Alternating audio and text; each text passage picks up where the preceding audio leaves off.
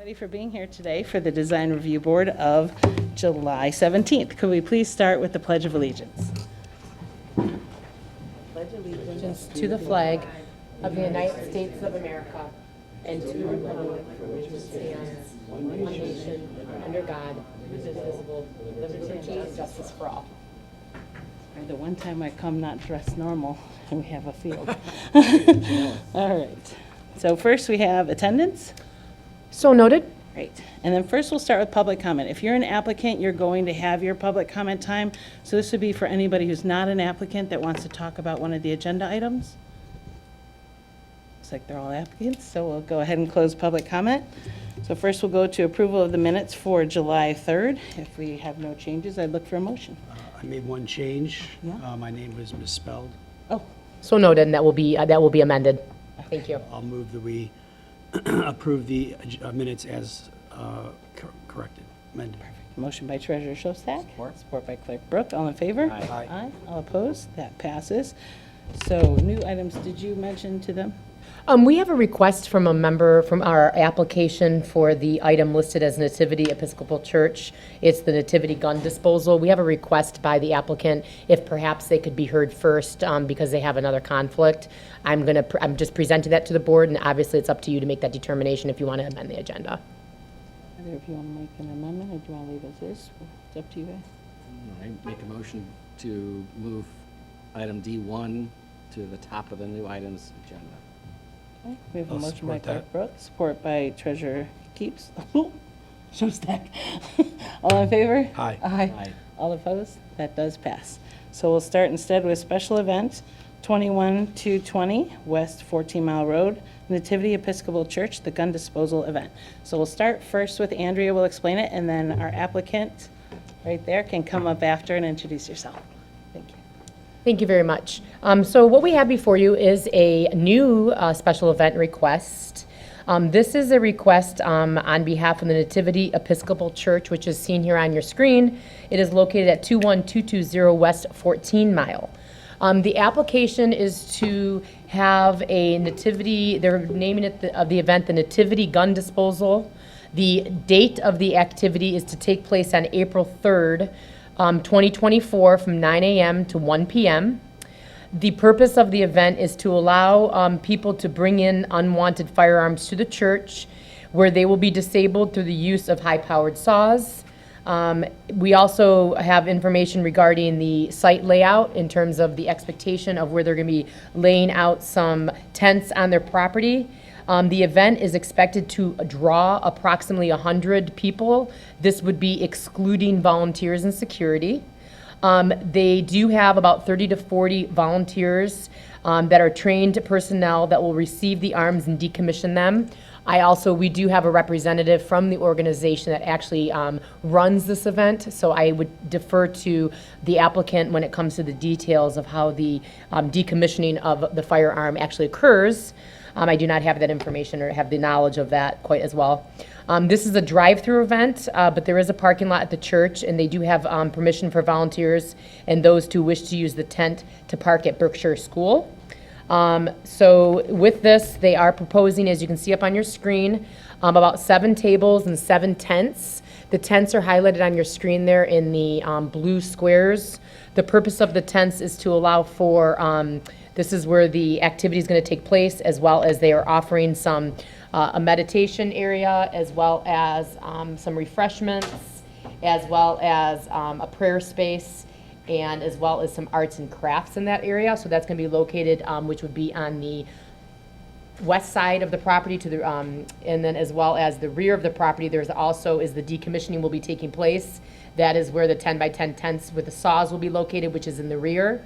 And you can see, as highlighted on your screen, they have a green, some green markings as well as some blue markings that is indicating what the flow of traffic would be for this event. So they are providing Tim Hortons coffee for refreshments. There are no additional restrooms that are going to be provided. The facilities will be available within the church. And then I also want to note that the event is in conjunction with a former Plymouth Police Chief, Carl Berry, who's of the NAIAS Security. They are the organizers and the St. David Gun Disposal Ministry. They partner with area churches, funded in part via Oakland County, and coordinating with Oakland County Sheriff's Departments. So this is something that does occur at other churches. I have never had this specific request for a special event within the township in the years that I've been here. However, I do know that there were conversations with our police department as well as our police chief regarding this event, and it was come to the determination that the police department does not have any issues based on the experience and based on the previous events that this ministry have done, and because it is in conjunction with Oakland County. So with that, I'm happy to answer any questions, but again, I also know that we have the applicants here as well that are also here to answer any questions. Do you want to come on up to the podium and introduce yourself?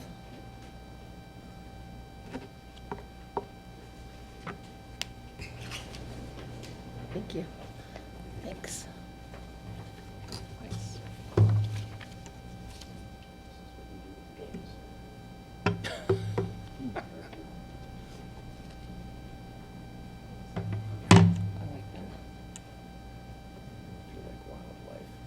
I think we need to buy a bottle there. These are t-shirts. Oh, wow. Well, I didn't come prepared with These are- gifts, so I I was gonna say apologize. they But can't. I'm Father Bob Altop, and I'm the priest at Nativity, and we are excited about this ministry. This is an opportunity for folks who have firearms. Oftentimes, they receive them from a parent who passed away, or in one case last week when this was at St. David's, it was a woman who had to take the firearm from her dad with dementia, and then they just simply don't know what to do with it. Do you have this firearm under your bed or in your closet? What do you do? So this is an opportunity for folks to bring them and have them safely disposed of. And we're excited about that, just in terms of avoiding accidental shootings if a child were to find the gun, or if someone were in mental distress, to use a firearm that's unwanted for self-harm. So that's really what motivates us as a church to want to be part of this ministry. And let me hand things over to Reverend Yaw from St. David's Southfield, who really is the driving engine. Well, we've been working, we worked with Chief Gallagher in 2023 to do the buybacks that you guys did with Auburn. We did it at Southfield with Chief Barron and with our Lathrop Village Police Chief. And we were shocked when we get $5,000. Martha Gershenson has worked with us on the county to get us the grants for these. And we had $5,000 of gift cards, and we set up, and we got rid of those in 17 minutes. And the line was 2 miles long. And it was just a lot of people who, just as Bob said, had weapons and didn't know what to do with them. So we did it the next year. We collected 117 guns that year at our church. The next year we did it, and we had 250 guns that we collected. And so last weekend we did it. This time is a little different, as Bob mentioned. We're actually chopping them up and making artwork out of them. We've been in touch with Chief Gallagher, as I mentioned. One of our leadership team is Chief Carl Berry, the retired chief of Plymouth, to make sure that we have the right amount of security, insurance, private security, et cetera, so that we can use the funds that we would be paying the police department so that we can invest those in gift cards so that people can come bring their weapons. And last week went really well. We got about 90 weapons in. We had, I think you sent some photographs and this kind of thing, and it was really a relief to hear from people. I couldn't sleep at night. I have these guns in my garage, and I have grandkids that have moved in. My brother gave me this, and he's died. I don't know what to do with it, and this woman made some artwork with it so she could remember her brother, and at the same time didn't have the stress of having a firearm that she didn't want. In the 1990s, we had 200 million guns in this country. Now we have between 400 and 450 million. By the time I retire, we'll have about 600 million. So we have a lot of weapons in this country. That means that people who want those weapons have them, but it also means that a fair number of people who don't want them get gifted. They're found, a boyfriend moved out. We had a guy turn a gun in. He was doing some rehab on a home he bought, and he found a gun in the wall. And he didn't feel comfortable taking it to the police department because he thought, oh, they're going to ask these questions. So he took it and gave it to us, and we chopped it up for him. We are also partnering with the University of Michigan's Institute of Firearm Injury Prevention. They are going to have 4 people on staff, 3 to 4 people, who are doing groundbreaking research into firearm disposal in this country, the only organization in the country doing that. And so they got some really good data last time. They're going to be at all 6 of our events through the summer. Do you have any questions? Oh, that's fantastic.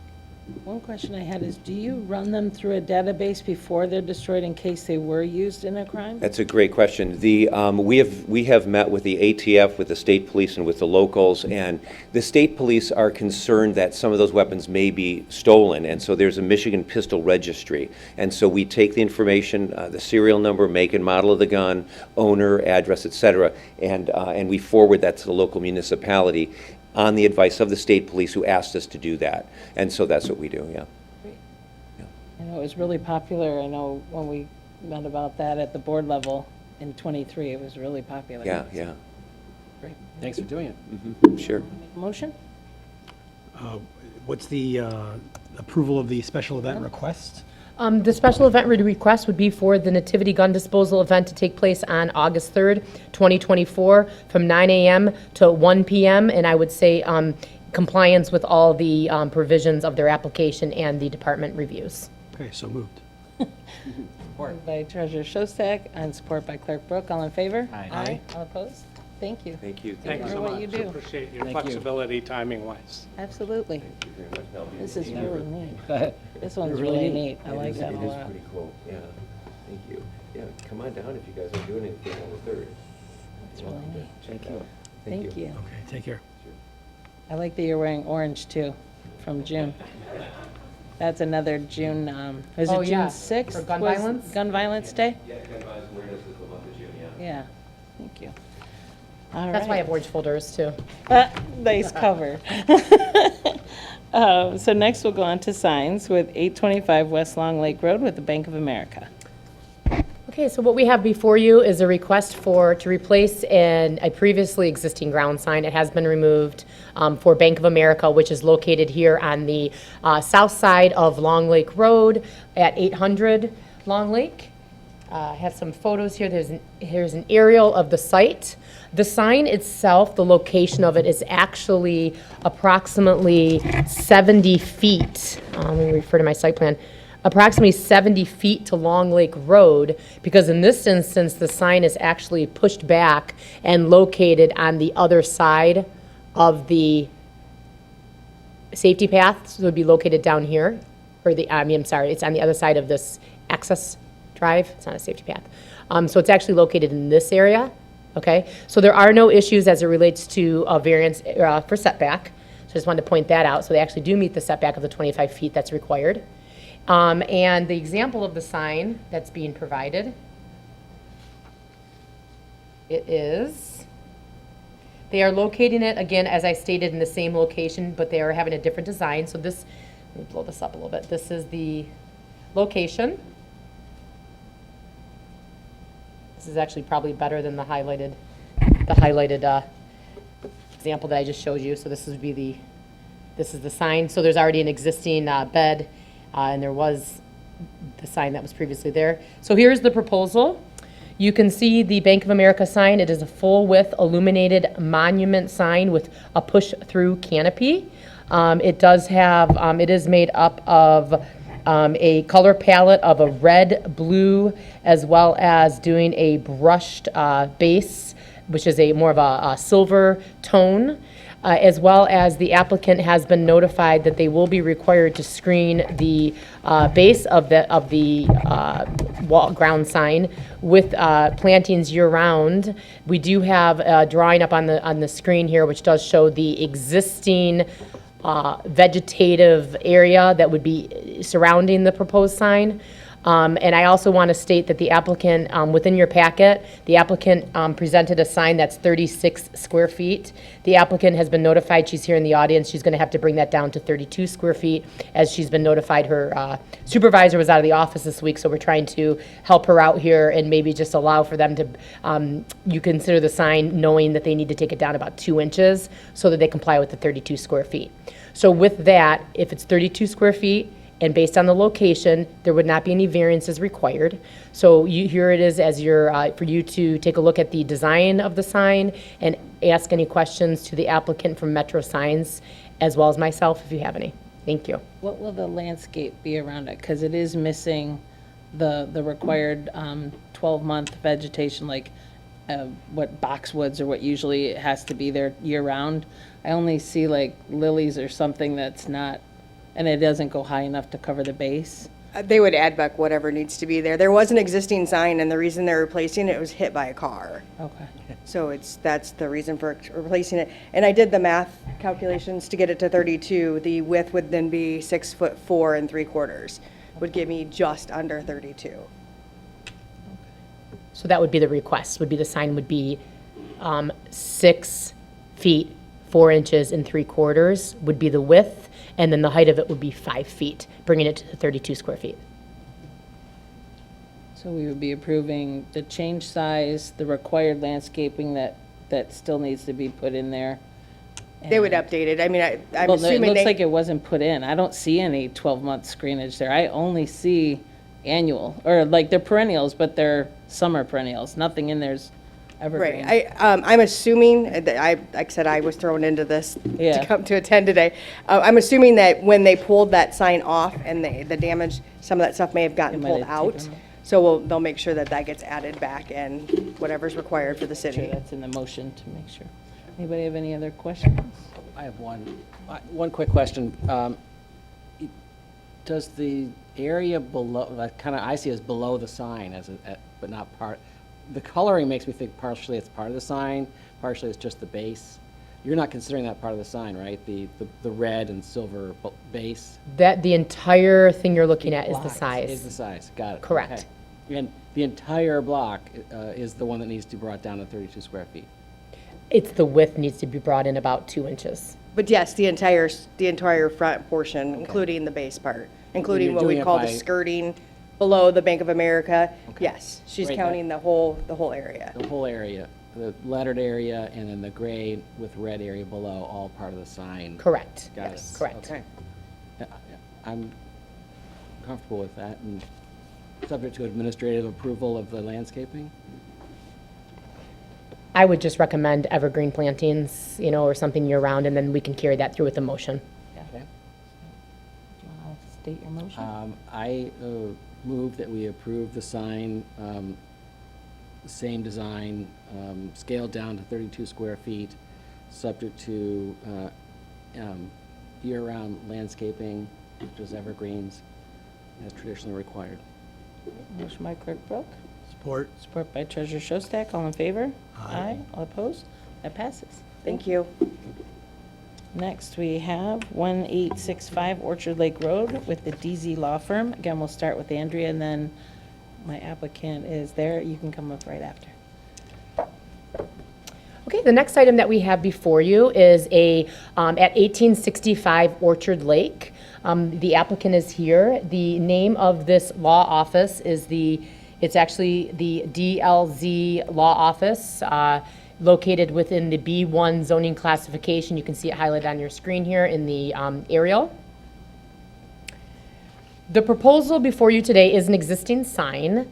The applicant did install the sign. We did then go back and inform him that he did have to get design review board approval.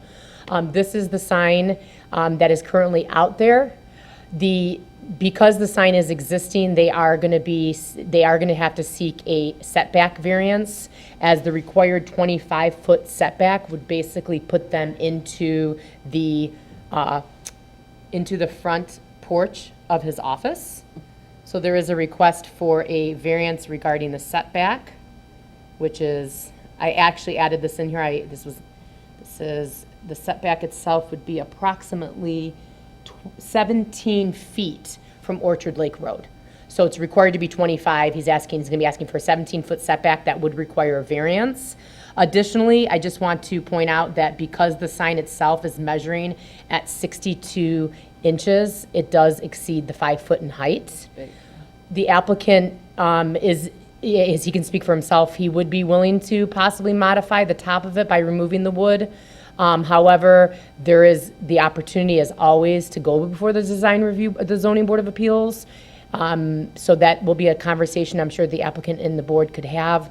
And you can see that the lighting for the sign is an upward light fixture, sort of like a landscape lighting, so there's no interior illumination of the sign. And then the applicant was able to provide us with a landscape plan. I'm presuming that it was drawn by the applicant. And so there's some annuals and some mulch, as well as, Evergreen? I can't quite read that. And then next up, this is the example of what he wants. But however, again, I think we're going to go back to the conversation regarding the requirement of evergreens to be located around the sign. And then lastly, I also want to, this is the building itself. I would like to invite the applicant up here, as he has a much more attractive photograph of the front of his building, which I would like him to share with you, so you can see. Because I also want the board to acknowledge that he did in fact change the siding of the building. So the siding of the building, if you'd like to come up here, I can take a look at it up here. I want you to see a copy of the, So really, this that was previous, is what the building looked like okay? for the past 20 years. It was like a nuisance on Orchard Lake Road for the past 20 years. I know there's been violations sent by this township to the previous owner many times. I don't know if you can see that really well. There you go, that's There you better. go. There you So This is go. what the building used to look like I purchased it in June of last year. I did apply for all the things, they took a long time. Obviously, this is what the building looks like currently. I don't know if you can see that. It's right there on Orchard Lake. There's a sign. Like I said, if that sign went back 25 feet, it would be on the front porch of the building. And then this is what it looks like from the front. That's the siding right there.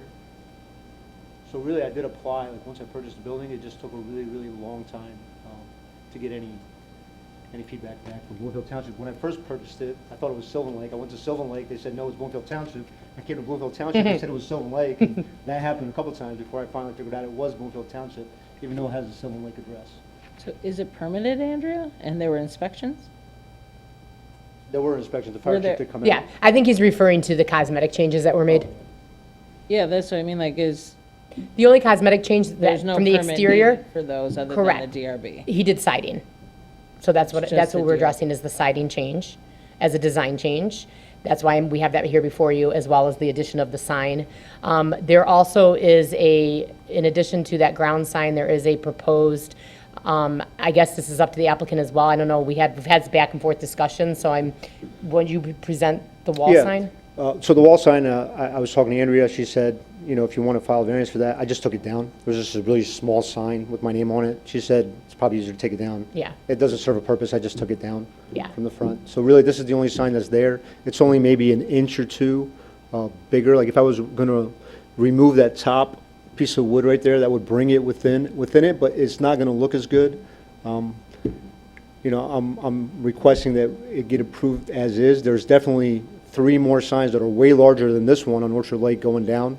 So they're, way bigger and longer and within 15 feet, I would say, right on the cross of, I would say like Orchard Lake and Middlebelt. So as you pass that, there's at least 2 larger, In way another larger signs. community? On the right side. What's that? Isn't that in another community, though? I think so, yeah, he's right on the No, border there. it's on the right I side of think Orchard. just Bloomfield Township. It is though. Bloomfield Township, so it's the right side of Orchard Lake Road as you're That's going West up. Bloomfield or Sylvan?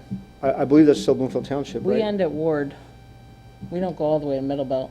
No, so, Not off long, No, not at all. not off Orchard Lake. No, we No. end right at, we're just like a block and a You're half. barely okay. in the township. Yeah, you're right at the barely. very Oh, end. okay. The reason they Yeah. were confused is literally it's like Yeah. 1.5 I blocks, know. maybe 2 blocks Yeah. of the township. My only concern is this looks like it's tall enough to block. Do we have one further away to show that's not like blocking view of the road or anything? Because I don't mind variances when they don't. You remember how on Telegraph we had to move it a little bit because it blocked the So- entrance to the Federation?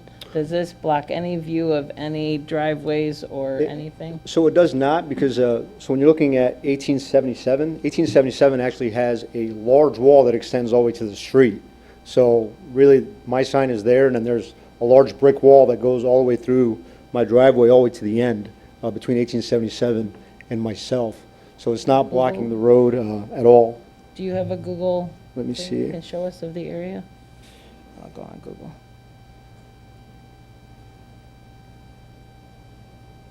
I only ask because when it's that large, it just sticks in my mind that the one on Telegraph was actually blocking the entrance to the next person, so we had to move it a little. I think part of the issue on Telegraph too was there was a grade change. So is that behind it, that's your own entrance that you're blocking, not So somebody you else's? see, do you see that brick wall right behind it? Before the brick wall, is Right. that a road or someone else's That's entrance? my driveway. That's your own? Right, Okay. that was my As long as driveway, you're only but if blocking your you, own. if you go back up, you'll see that that brick wall extends all the way to the street, all the way to my driveway. So really, that sign is in front of that brick wall. As long as that's your driveway, I was That's my okay. It driveway, looked yeah. like it was blocking somebody else's, that's Yeah, all. yeah, So that's if my it's yours, driveway. you're okay.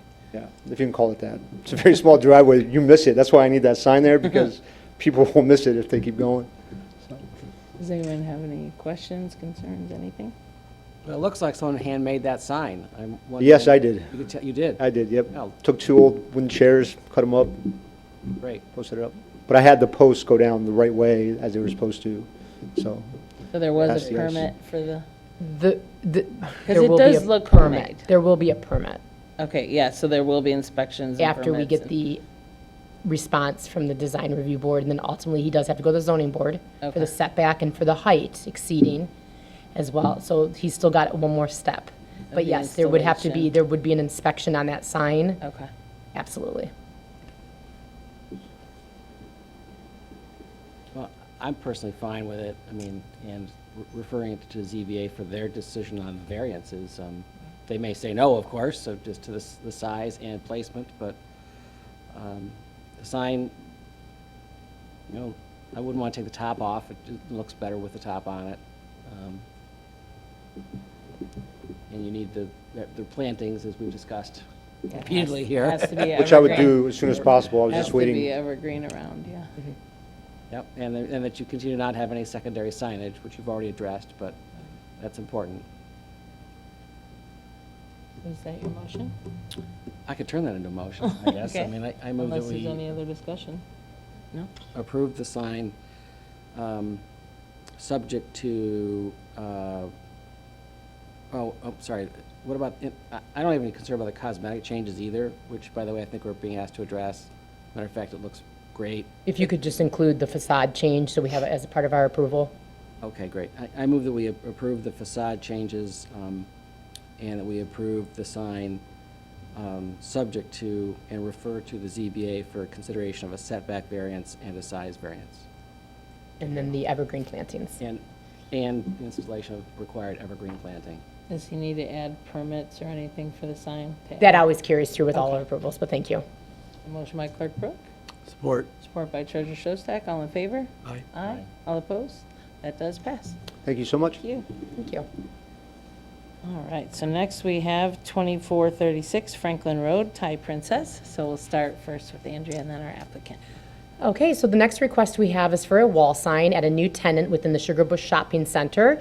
This is located in the northeast corner of Franklin and Square Lake Road. So that would be in the left-hand red corner on your screen there. Thai Princess is a, carry-out Thai restaurant, which is, as I stated, located within the Sugar Bush Shopping Center. Before here is the schematic of the proposed sign.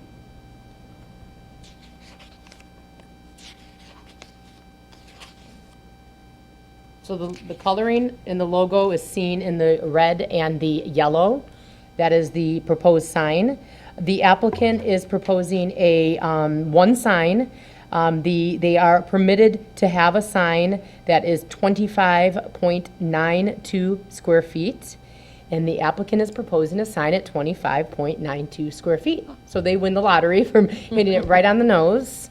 So there would not be any variances. The sign itself is going to be located on the front facade, similar to other signs within the same, it's located on the same banding that all the other signage is within the township. It is a internally illuminated LED aluminum wall sign, and it would not require any variances. And we are not identifying the P in Princess as a logo in the sense that it is a rather customary P. May has a little extra decor on it, but in general, we're not recognizing that as a national brand or national logo. It is just a very embellished P for princess. So with that, we do accept this as a permitted and does meet the provisions within our zoning ordinance. And I know we have the applicant here as well to answer any questions. Right. Did you want to come on up and introduce yourself? You're not very Okay, good at no English. problem, no problem. Do we have any questions, comments, approvals, motions? Pretty straightforward. Yeah. Want to make a motion? Yeah, I'll move that we approve the site as presented. Okay, motion by Treasurer Shostak. Support. Support by Clerk Brooke. All in favor? Aye. Aye. All opposed? Good luck on the new business. Yep, welcome. Thank you. So next we have 20080 South Telegraph Road, Bradford Senior Living. This is the meeting of the signs. Yes. Our biggest meeting in like 2 years. Okay. I think so. The next request that we're looking at is for 2080 South Telegraph Road. This is a rebranding for the former Sunrise Housing. The request is to change the name to Bradford. This is located on the north side of Square Lake at 2080 South Telegraph. The ground sign is proposed to be located in the exact same location as the previous sign. It does comply with the setback, as the sign is going to be located 25 feet from the right-of-way in an existing landscaped area. So again, in the same location as the previous Sunrise sign. This is the proposed sign with it's a non-illuminated monument sign, cabinet mounted, with a wide stacked stone base with a limestone cap. In terms of the size itself, it is 32 square feet, so it does comply with the provisions of our ordinance in terms of size. And again, the location of the sign is located, as I stated, in the same location as the previous sign. And here is an example of that previous sign that was in that location. The proposal is to include it in the same location.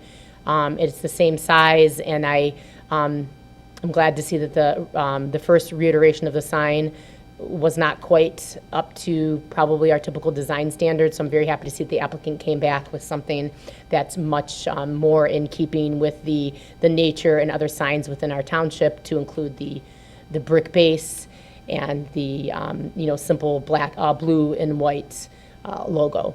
So with that, I'm happy to answer any questions. I'm not sure, is the applicant here? Would like to come up and answer any questions? So this would also require no variances. Again, pretty basic. Go ahead and introduce yourself. My name is Ben. I'm from Legend Sign in Grand Rapids, Michigan. I'm the designer who worked on the project with Carrot Cardinal as the parent company of the new owners for the Bradford. Okay. Do you have anything else to add, or? No, not really. Just And then do we also screen stone signs, the base of stone signs as well? That's a consideration by the design review board. That Of one in course, we itself have is had in design? that. That's up to you guys. I believe that we do have some existing vegetation that's there, that they're planning on utilizing the existing vegetation as it is, but perhaps Ben can add to anything additional as regards to their plans for adding additional screening. as of right now, I haven't discussed with the customer adding any more vegetation. I can include that. Well, with that one, I've seen that one go both ways, because that in itself is an architectural thing. Screening is usually to cover plain wood or plain aluminum, or basically you saw what the bases of the other two were. So this is up to the group to say, like, are you okay with the stone? If not, what would you like? That one I've seen I'm go okay. both I'm okay with the stone. Yep, Me as too. presented. Actually, I like stone. Great. All right, Thanks. so any other questions? No. Make a motion to approve as presented. Motion by Clerk Brooke, Support. support by Treasurer Shostak. All in favor? Aye. All opposed? That Thank does you. pass. Thank you. Thank you. All right, so next we have site improvements, where we have 2500 Turtle Lake Drive, Turtle Lake Association Gate. Again, we'll start with Andrea, and then we have our applicant. Okay, the proposal you have before you is from the Turtle Lake Association. This is to replace an existing gate, which is located off Square Lake Road, which provides an entrance into the Turtle Lake development. The gate is actually located on a parcel 1906 480018, which is actually owned by Bloomfield Township. And it is accessible to Turtle Lake residents via a recorded easement. So that's the history and the nature of the gate and why it's there. We do have the applicant that would be here to answer any questions in terms of their decision to decide to replace that gate. Currently, they have a rolling gate, and they are looking to install, as you can see highlighted there in the red, they're showing the exact location of where that gate's going to go, as well as a schematic of the layout of the proposed gate. This is the, in the new location, you can see the, this is the location of the existing gate, which is located back here between these two light posts. And the proposal for the new gate is actually going to be moving up slightly towards Turtle Shores Drive, not towards Square Lake. So this would be the entrance from Square Lake Road. So there would be the ability to come in here, access it through here, and then enter into the development through that way. So that's the incoming direction of the gate. And here is the proposal for the gate.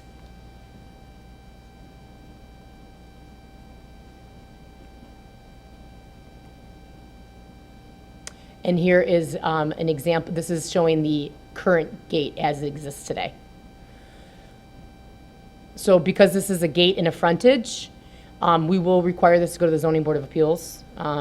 So with that, we are here to get the input from the Design Review Board regarding the design, as well as answer any questions to myself or to the applicant regarding the new gate at Turtle Lake. You want to come on up and introduce yourself? Hi, I'm Preka Barisha. I represent the association and developer. You want to add anything? No, other than it is a swing gate that we want to replace with a pivot gate. And as Andrea said, bring it closer to Turtle Shores Drive so it's easier to enter and exit, because right now it's a little bit of a safety concern. Anyone have any questions? Which way does it swing right now? The right side of the gate swings towards Square Lake, and the left side of the gate swings in towards Turtle Shores. Like this? Yeah. I always thought they always just went like. No. No, now it'll be a pivot gate, so it'll open, it'll lift up. Like that? Yeah. Got it. Unless there's any questions, I'd look for a motion. We approve as supported, as presented, and refer to the ZBA for its consideration. Motion by Clerk Brooke, Support. support by Treasurer Shostak. All in favor? Aye. Aye. All opposed? Thank That does you. pass. Thank you. Thanks, Thank you. Andy. Thank you. I've only gotten to talk to you on the phone and email. It's good to put faces together. Thank you. Next, we have the site plan special land use for 6565 Telegraph Road for tea time. And so we'll first start again with Andrea, and then you can come on up.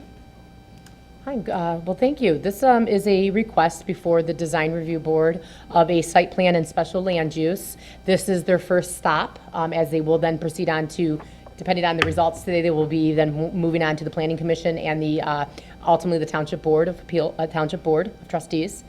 This is a request to be located at 6565 Telegraph Road. So we are in the Telegraph Maple Shopping Center, located on the southeast corner of Telegraph and Maple Road. The tenant space was previously occupied by Rebel Boxing. The new proposed use, you can see 6525 here highlighted on your screen. It would be located, the proposal. And then you also have information in your packets regarding the use itself. So I can kind of go through this. You've got it within your packet. And again, the applicant can certainly expand on the operations and layout of their facility. In terms of a land use request, they are seeking, as a part of their special land use, they're going to they are going to be requesting a Class C liquor license, as this is in fact considered, it's a little bit of a hybrid, if you will, between our typical restaurant, and then also it has it's a little bit of a hybrid because then we have this element of interior recreation. There are the model or the business model involves having golf simulators located, which it can be rented out by the users. For lack of a better comparison, don't take any offense, I look at this more of like kind of like a much better version of like the old school bowling alley where you come in, you can rent your space, you can get food, and Don't then be you can enjoy. offended. But Golf, maybe. much higher end. But it is an opportunity for people to come. They appeal to all clientele, young, older high school students. They've also provided in their packet that they do have some of the local high schools that can utilize this facility to work on their golf swings and to improve their game as well. So they are very involved within the communities that they are in. The use is a special land use within the B2 zoning district. So they are requesting, as I stated, a Class C liquor license, which would be part of their special land use request. In addition, they are asking for extended hours of operation. Within Bloomfield Township, anything that opens before 7 a.m. and stays open past 9 p.m. does require a special land use. The request that we have before you from Tea Time is to operate from 9 a.m. to 12 a.m., midnight, which would be Monday through Saturday, and then 9 a.m. to 11 p.m. on Sunday. So they are asking to stay open until midnight, Monday through Saturday, and then until 11 p.m. on Sundays. The application, they are not proposing any changes to the existing layout or the configuration of the parking lot located on the site. Let me see if I can. Here you can see the tenant spaces highlighted before, and which they're looking to occupy for a total of, they do their total square footage. 9,342. There you go, 9,342 square feet. The site plan does show a total, the site itself does have a total of 225 parking spaces. The applicant has provided, from their traffic engineer, a shared parking study. That shared parking study was then reviewed by our traffic engineer, Fishbeck, and the determination was made that based on the shared uses within the shopping center, that the shared parking would meet the intent of the township. And I do have a copy of the letter in which I can speak to specifically as it relates to the on-site parking. Anyways, I can look for that while the applicant would gladly like to share with you, I'm sure, his business model. They do have one located in Rochester Hills. We did have an opportunity to go out there and visit the location. And I have to say it's very well done. I do know, and I'm sure they can speak even better to it, they have a very high-end model in which they use some of the, from my understanding, some of the most high-end, as a non-golfer, I should probably defer to you in terms of your model. So with that, I can answer any questions related to the use and the site location and special land uses, but I will defer to Brendan. Yes. Brendan Chaya. Brandon Shia from Tea Times. So, Tea Times is an indoor golf facility as part of our business. 12 golf simulators, they are state-of-the-art. So from a cost perspective, each simulator is around $100,000. It's a golf simulator. You're actually standing on a hydraulic plate that moves to simulate the undulation of a golf course with multiple hitting surfaces, including fairway, rough, and bunker. There is nothing like this. We were one of the first installations in the United States when we built our store in Rochester Hills. The city was a big help in getting us to open there, actually granted us a liquor license to open. And in turn, we wanted to do something that they were very, very proud of. I know that, you say bowling alley, but in terms of, it's okay. In terms of food, this is a full commercial kitchen. So a head chef, a full menu, people can come in, sit down and eat. They can eat while they're playing golf. They can just come in and eat. And then, so food, beverage, and the entire facility is completely state-of-the-art. There isn't a facility like this. The city has taken really well to it. It's been great. We believe in giving back to the city.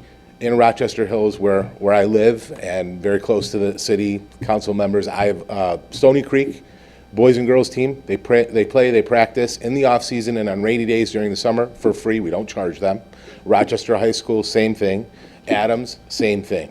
And it helps. It definitely helps. We've hosted multiple events at our facility, 2 for the NFL Players Association. Carmano's Cancer Institute has done an event with us. There are so many others, but it's just a really, really cool facility to use.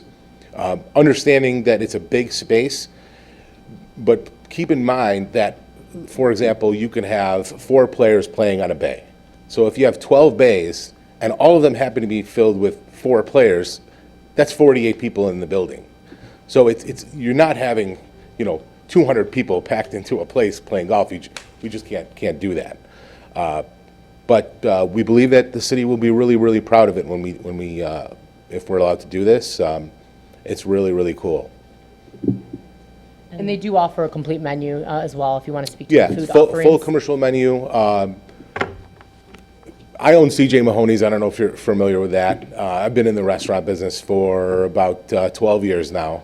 Almost anything I offer at C.J. Mahoney's, we can offer at Tea Times. The menu does evolve based on what people buy and don't buy, but food's fresh, make it on site, and we cater to large events. It's cooked to order. It's my food, so I think it's really good. And then just to clarify too, because we had a question from Treasurer Shostak, this is the first step of many steps that will be required of. Correct. We're not approving to change our ordinance here or anything. Correct. Right. Because as it stands right now, this doesn't comply with Bloomfield standards based on, I forget how many decades ago we had that set. So In terms of the liquor license? in terms of what's allowed to have, the ordinance of what's allowed, this is technically not a sit-down restaurant with 70% of it has to be the sale of food or something. I believe it is about 70 or It's about, 85%. so, The issue is the liquor license you're talking about. yeah, so, Otherwise- so, License. yeah, this is, so this, by us approving this special land use, this still has to go through steps of, can this be even an correct. allowed use at future, planning commission? To speak to what Danny's saying, she's indicating that there will be a presentation to both the Planning Commission and the Township Board when this comes before both those bodies that will include a discussion regarding an ordinance amendment. They're going to be carried through simultaneously. So you're absolutely right. As part of this newer use, we did look at our ordinance and realize that there could be a broader application as it relates to uses that would be permitted to under special land use, not by right, as a special land use, would be able to have the consideration of a Class C liquor license. Up until now, as Danny stated, it has only been a bona fide sit-down restaurant. So there will be a much more detailed presentation of both the Planning Commission as well as the Township Board related to that zoning amendment and how it relates to this specific proposal. Today, you are considering a motion to move it on to that process. Right. The ordinance discussion is the bigger one of the pickleball court, this and others that have requested. One thing, I have just 2 questions. Please. One was, and this will probably be Andrea, because it's hours of neighbors. So with MEX probably being the closest that stays open later, what are their hours? Are they till midnight? I believe that they're at least until midnight. I That's can what I can certainly verify that, but I'm actually pretty certain that they're at least until midnight. They would be the same neighbors, so since have you already reached out to the neighbors to let them know this would be like a midnight kind of thing? I have not. Okay. Have we? They would be, just other than through the typical noticing process, we generally don't notify neighbors ahead of time. Certainly, that would be something that if I could share with Brendan the contact information to that adjacent association, and I think that would probably be at least a Like in the very good planning direction commission. for him Yeah. to touch base with that HOA prior to Planning Commission. The hours for MEX are only till 11. Hours from X or 11? 10 p.m. Wednesday, Thursday, 11 Friday and Saturday, 9 p.m. Sunday, 10 o'clock Monday. That may be their operating hours, but in terms of their actual approval, Okay. that could be their operating hours, but They're probably still cleaning up and closing. Yeah, okay. But that was my only concern was the hour, but figuring that's the same group that's affected by MEX would be affected by this. The other question is with the shared parking, will there be a rear access so the people parking in the back can get in? Or No, go whoever ahead. is supposed to be, like if you're a customer and you come and it's all full in the front, you have to park in the back, do they have to walk around the whole building or will there be, you know how like some places have front and rear access? Does that, By design, no, but our employees. would you like to come up? Half the parking is full. Thank you. I didn't know that.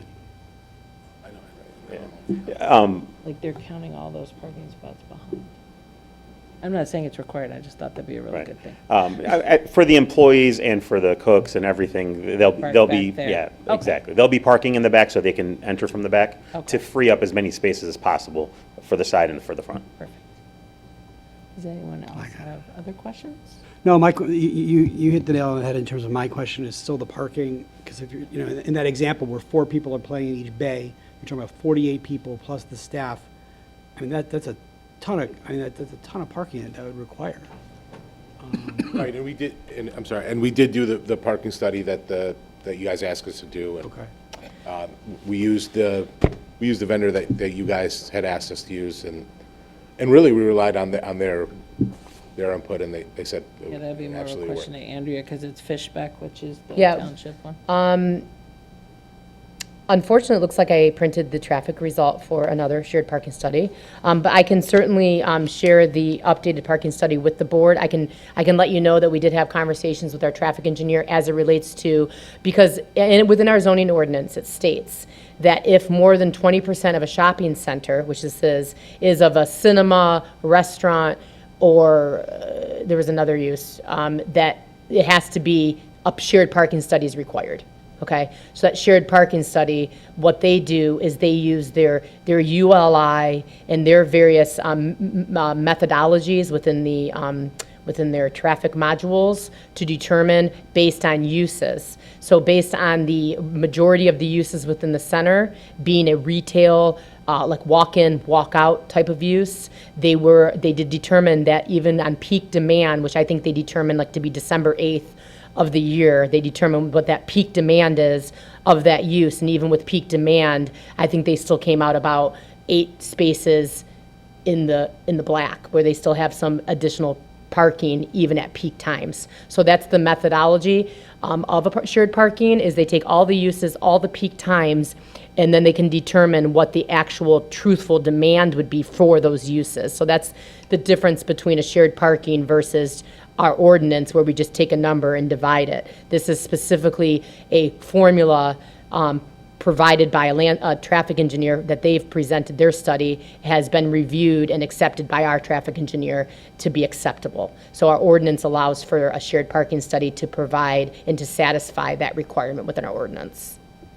So is that because Leo's so we have, 3 restaurants, Leo's, possibly Tea Times, and Genevieve's?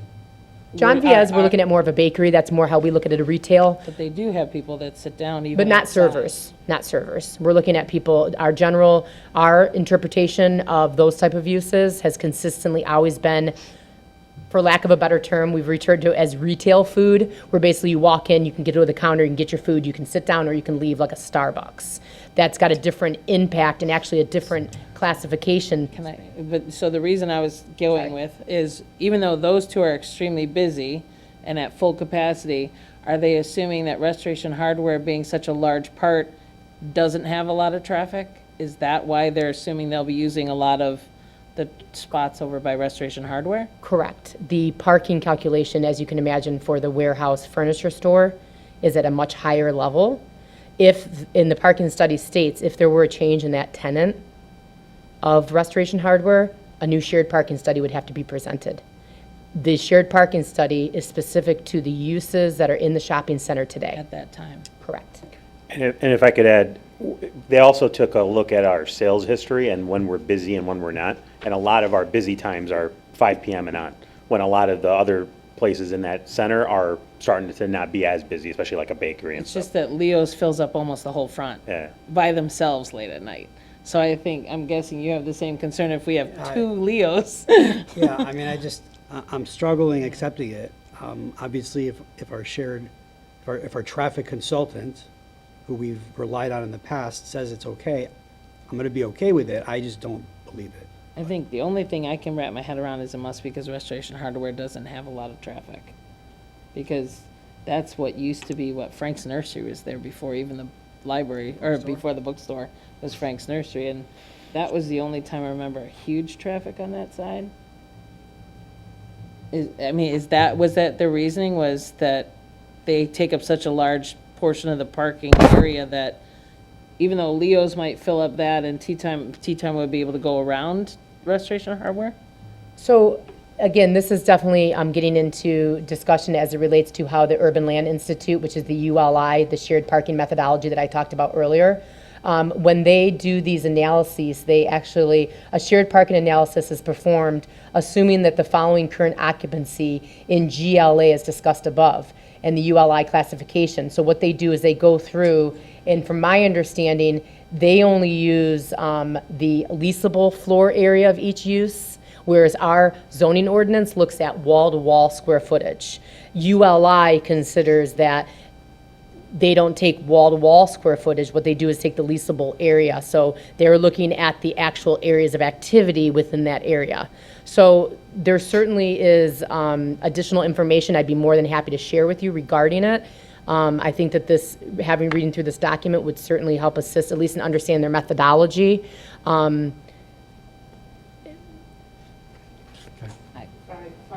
thinking it's the furniture. So when we looked at the numbers, we average about only 2.3 average players per bay. So yes, the bay can host 4 players per bay, but a lot of times you have 3 people, sometimes you have 2 people, sometimes you have 1 person only. Along with that, just like Nash said, our more like relatively busier hours are more in the off-peak hours or complement the peak hours for the rest of the plaza. And so far, our only peak months has been, probably December through March, the rest of the season. And we reflected, all that throughout the study for them to see what truly our peak hours are.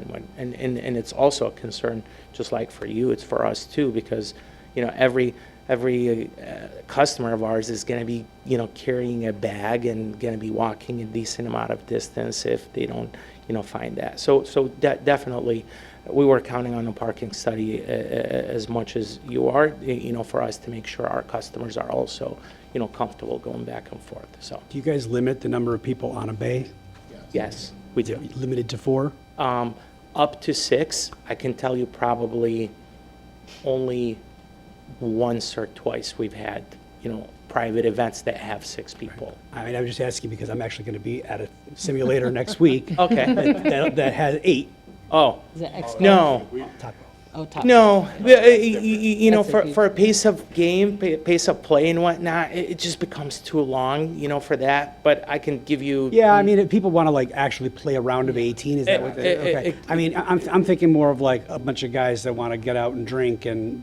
That's Top Golf. They're more Right. like X Golf. Okay. Yeah, Have you yes, been to yes. X Golf I in have not. Novi? It's the not even close, I get know, it, sorry, to what you're bringing. A little closer than bowling alley, but it's golf Yes. simulators. And we had 4, and you didn't play very often because it took so long to go through even 4.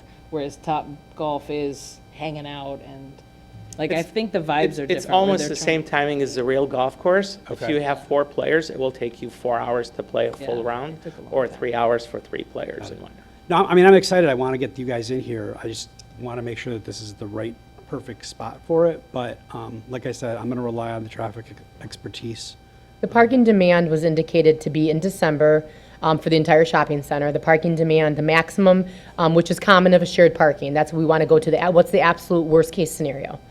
They're providing us with an absolute worst-case scenario based on their methodology of 209 parking spaces. The site provides a total of, let's see, the proposed would be a weekday in December, resulting in a maximum demand of 209 required parking spaces. The weekend peak period would require 186, and they do have a total of 225 parking spaces on the site. So if we look at the rough number of the analysis. And that includes the ones behind the building? This includes all the parking spaces that are on the site. So if those are, Even though they may not be accessible to, you have to go all the way, and that was Danny's point, is they'd have to go all the way around. So they're saying that they're gonna park their employees. Not every business does that. Right. Some of them, you'll notice employees park in front. Yeah, we wouldn't And- allow that. Yeah. For sure. I say, because you wouldn't have a lot of people wanting to bring bags around the whole building. Right. And then the other thing, Chairman Shostak, is Alex had mentioned, our business, December, January, February, March, and then that's it. If typically, I mean, we do get a good amount of traffic in the summer, but, you're talking about 3 bays at a time, 4 bays at a time. Times when we are at full occupancy, when all the bays are being rented, you're looking at maybe 4 months out of the year, and those times, it's later on at night. Okay. But it's all a fair point. I mean, Yeah. we had the same concerns, because it's a big investment on our parts. Yeah, I'd say. Yeah, yeah, for sure. I'm good. Other questions from you? None. I don't have any questions. You guys have covered it. Personally, I'm willing to sort of move this along the process. That doesn't mean I support it ultimately at the township board level, but Sure. with the ordinance amendment, we've got an opportunity to study that and decide on that separately, but let's get it rolling and see what happens, Awesome. in my opinion. All right, so I'll move that we accept the application as presented and pass along to the Planning Commission for their review and approval. And Motion by do I need to say Treasurer. anything else? I think Anything we else? covered everything, right? So, Motion by Treasurer Shostak, support? support by Clerk Brooke. All in favor? Aye. Aye. All opposed? That does pass. So we'll move on to the Thanks, next. guys. Thank you so much. Thank you. Look forward to working with you. And next we have One of 1539. my golf friends, he said, oh, yeah, this would get a big use. Oh, So- if you've been, you should go and check out the one at Rochester Hills, right? Yeah, it's definitely pretty neat. 1539 Opdyke Road, we have the Fit Body Boot Camp. So again, we'll start with Andrea, and then we can go to our applicants. Okay, the next request we have is for another special event, a special land use site plan, maybe a little slightly more simplified. This is for a tenant. We have the business owners here in our audience to, they are recently taken over the existing tenant space at 1539 South Opdyke Road, which is located on the shopping center here on your screen. It's located in the B1 zoning classification. The use is for, as many of you may be familiar with, that it is a fitness use. It is for boot camp. And again, for whatever reason, people like to work out at 5 in the morning. So the applicant is requesting to get approval for a special land use to operate as early as 5 a.m. Within your packet, they have provided, as we always like to have our new businesses, especially when they're making these special requests, to really provide the township with information and what their business model is. In this instance, and I do know within the township, there has been similar applications, because again, people like to, I guess, go work out before work. So this is a request for them to open at 5 a.m.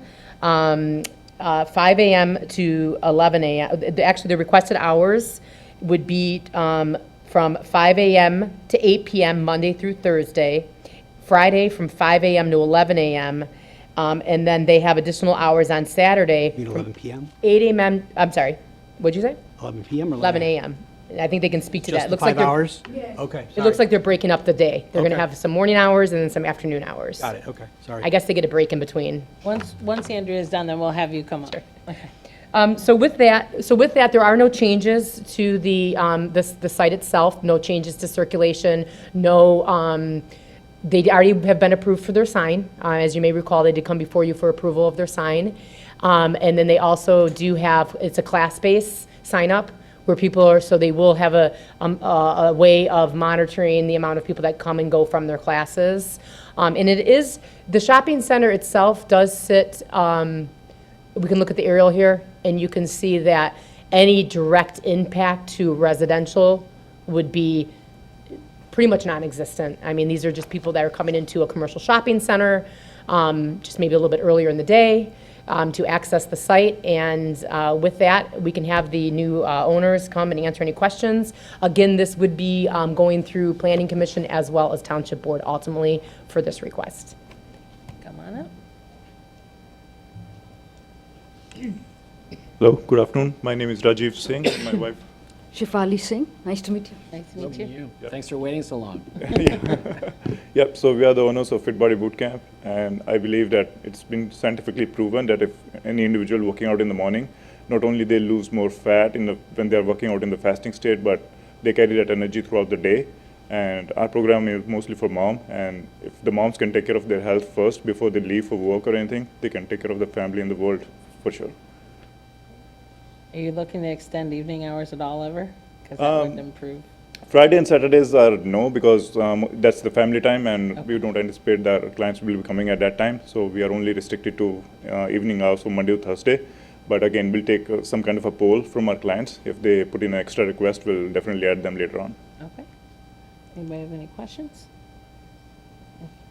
No? That's pretty straightforward, so I look for a motion. I'll move that we accept or approve the application as submitted. Motion by Treasurer Shostak. Quick question, as a special land use, does this also go to the board? Correct. So it will be Planning Commission and then Township Board. Okay. Subject to that little tweak, did you refer No, it to she had Planning mentioned it Commission? in her presentation. Okay, as presented. Perfect. As presented in the Yeah. normal course. Excellent then, before it's yes, posted. I support that. Support by Clerk Brooke. All in favor? Aye. Aye. All opposed? That All right, does pass. thank you. Hope to see Thank you sometime in our boot camp. Thank you, all right. Not at 5 a.m. Thank you. So next, we already finished our special events, so we're on to general business. Any recent DRBs? No? No? No? So our next meeting is Wednesday, August 7th, and I'd look for a motion to adjourn. Support. Motion by Clerk Brooks, support by Treasurer Shostak. All in favor? Aye. Aye. All opposed? That passes. Thank you.